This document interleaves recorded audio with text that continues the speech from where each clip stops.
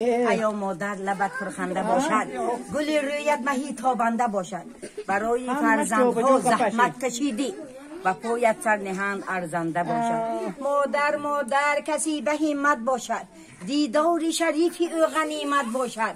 از محسن پندی او بگیر ارزانی، فردا چی کنی گنج قیمت باشد. گوشه جنت رضای مادر است، گوشه رحمت دعای مادر است. قدر مادر را بدان در زندگیش مادردارا، قدر مادر را بدان در زندگیش. لطف و رحمت از خدای مادر است. دلم خواهد روم بر کوی مادر، وجودم پر شود از بوی مادر. تمام روی عالم را بگشتم، ندیدم روی خوش جز روی مادر. این خانه مزار است اگر آچه نباشد، گلها همه خار است اگر آچه نباشد. دنیای تو را مهر و وفا پیچ کند هم، اینها بچه کار است اگر آچه نباشد. زنده در زندگی همتای مادر نیست.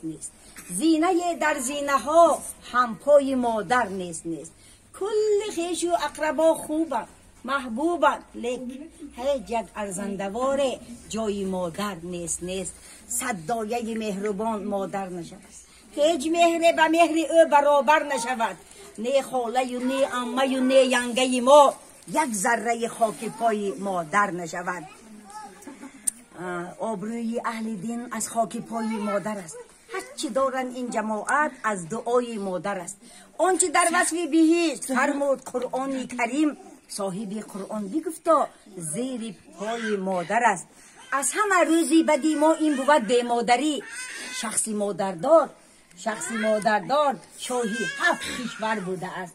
یکی سیم و زر و گوهر بخواهد، یکی صد اختری دنیا بخواهد. دل من از همه کالای قیمت دعای خیر مادر را بخواهد.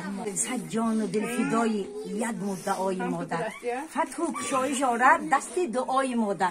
بشنید گر صدایم دنیای سخت گوشان، انگیزه ایش شاید از الله های مادر.